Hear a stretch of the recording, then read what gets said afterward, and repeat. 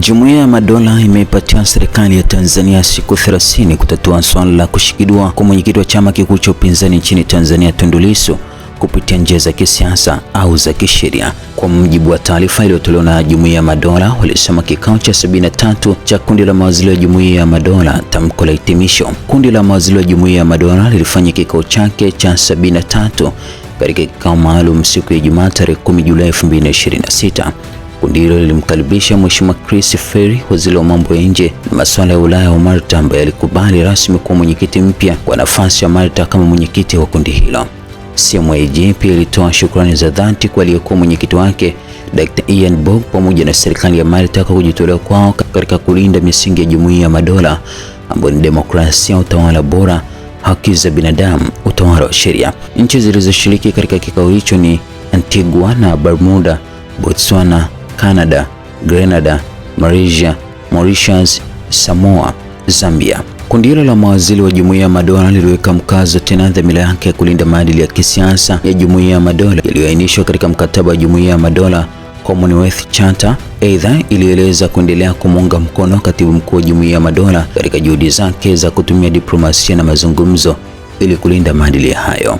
Pia ilipokea kwa shukrani ripoti ya katibu mkuu kuhusu ziara ya mjumbe maalum wa Jumuiya ya Madola nchini Tanzania. Mjumbe huyo alikuwa ni Mheshimiwa Dr. Lazaro Mikathi Chakwera, rais wa zamani wa Malawi, na ripoti hiyo ilieleza maendeleo ya juhudi za upatanishi. Kikundi kazi cha mawaziri wa Jumuiya ya Madola ilipongeza serikali ya Jamhuri ya Muungano wa Tanzania kwa ushirikiano ulioonyesha kwa kumpa mjumbe maalum nafasi ya kutembelea maeneo mbalimbali ikiwemo Dar es Salaam, Dodoma pamoja na Zanzibar. Ilisema hatua hiyo ilikuwa ni muhimu katika kujenga imani kati ya pande mbalimbali. Pia ilipokea taarifa ya tume ya uchunguzi iliyoundwa na serikali pamoja na ahadi ya serikali kuhusu maridhiano, mageuzi na uwajibikaji. Ilikumbusha masharti manne yaliyowekwa katika kikao chake cha 71 Disemba 5, 2025.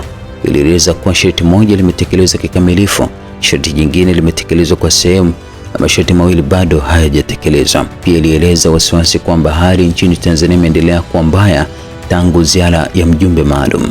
Mambo yaliyotajwa ni pamoja na vizuizi vya shughuli za kisiasa, kubanwa kwa nafasi ya shughuli za kiraia, vizuizi katika baadhi ya mitandao ya kijamii, shinikizo dhidi ya vyombo vya habari, kuendelea kuzidiwa kwa kiongozi mkuu wa upinzani, kuendelea kwa kesi dhidi yake, hofu kubwa miongoni mwa vyama vya upinzani. Kuhusu Tanzania, imeamua kuendelea kuiweka Tanzania kwenye ajenda rasmi.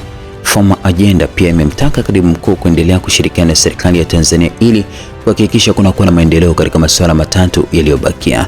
Masuala hayo ni pamoja na kuondoa vizuizi vya uhuru wa kukusanyika, uhuru wa kujieleza, kazi za asasi za kiraia na uhuru wa vyombo vya habari.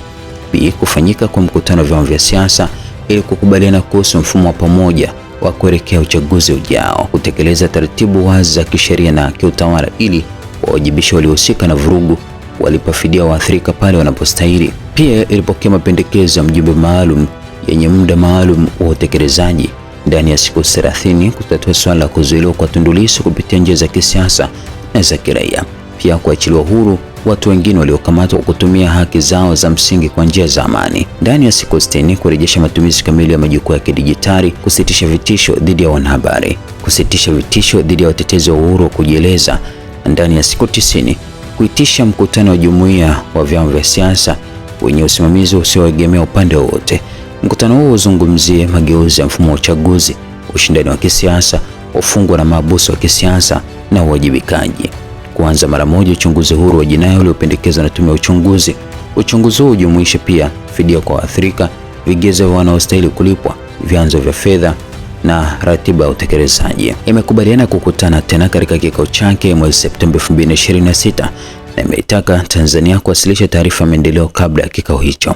Katika kikao chake cha Novemba 2026 itazingatia kuchukua hatua zaidi iwapo maendeleo yaliyotarajiwa hayakuwa yamepatikana. Imekaribisha utawala wa Sekretarieti ya Jumuiya ya Madola kutoa msaada wa kiufundi kwa Tanzania endapo serikali itaomba. Pia imehimiza ushirikiano na Umoja wa Afrika, Jumuiya ya Maendeleo ya Kusini mwa Afrika SADC, Jumuiya ya Afrika Mashariki East African Commission na Umoja wa Mataifa UN. Imemtaka katibu mkuu kuendelea kushirikiana karibu na serikali ya Tanzania pamoja na wananchi wake na kuendelea kutoa taarifa kuhusu maendeleo yatakayojitokeza.